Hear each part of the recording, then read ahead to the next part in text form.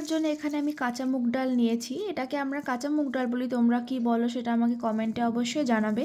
এটা 500 মতো নিয়েছি। ভেজানোর পরে এটার কোয়ান্টিটি অনেকটা বেড়ে যাবে। কালকে সকালে তোমাদেরকে দেখাবো এটা কতটুকু কি হয়। আর এর সাথে আমি আবার রাজমা নিয়েছি, সেটা চলো তোমাদেরকে দেখাই। এখানে রাজমা নিয়েছি, এর এক্স্যাক্টলি মাপটা মেপে আমি নিইনি, 100 মতো হবে। এটাকেও ভিজিয়ে দিয়েছি, কাল সকালে দেখাবো এদের কি অবস্থা আর পরে কি কি করতে হবে কি করতে হবে না আমি তোমাদেরকে টোটালটাই দেখাবো। তো দেখতে থাকো আমার ভিডিওটাকে লাস্ট পর্যন্ত। রাজমাটাও একদম রেডি হয়ে গেছে সেদ্ধ হয়ে, কিন্তু একটু বেশি সেদ্ধ হয়ে গেছে, এত সেদ্ধ করার প্রয়োজন নেই। এরপরে চলো দেখি ডালটার কি অবস্থা।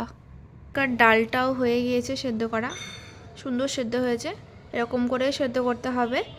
তো চলো এর পরের স্টেপটা দেখা যায়। প্রায় 500 মতো তেল দিয়ে দিয়েছি।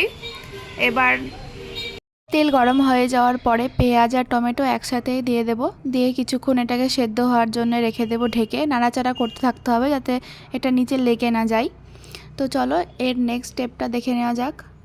এখানে দেখতে পাচ্ছ অনেকটাই সেদ্ধ হয়ে গিয়েছে টমেটো আর পেঁয়াজ। এবার জিরে গুঁড়ো, ধনে গুঁড়ো, তারপরে যে মশলাগুলো ছিল সব, লঙ্কা, হলুদ সব একসাথে দিয়ে নাড়বো। কিছুক্ষণ নাড়ার পরে এবার নাড়তে থাকতে হবে, নাহলে নিচেটা লেগে যাবে। পরে আমরা দিয়ে দেবো সেই সেদ্ধ করে রাখা তরকার ডালটা। আর কিছুক্ষণ নাড়াচাড়া করার পরে রাজমা যেটা ছিল, রাজমা আমরা সেদ্ধ করে রেখেছিলাম, ওই রাজমাটাকেও দিয়ে দেব। ওই দুটো দেওয়ার পরে কিছুক্ষণ বেশ খানিকক্ষণ নাড়াচাড়া করার পরে তোমরা লবণ টবণ চেক করবে সব কিছু ঠিকঠাক আছে কি না। তারপরে দেখবে যে একটা সুন্দর ঘ্রাণ বেরোচ্ছে, সেন্ট বেরোচ্ছে, তখন বুঝবে যে হ্যাঁ এটা প্রপারলি কুক।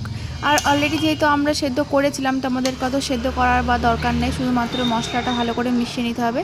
দিয়ে এটার যে তাহলে তোমাদের তরকা এখানে রেডি হয়ে যাবে। তো আমাদের তরকাটা রেডি হয়ে গিয়েছে, আর কিছু করার দরকার নেই।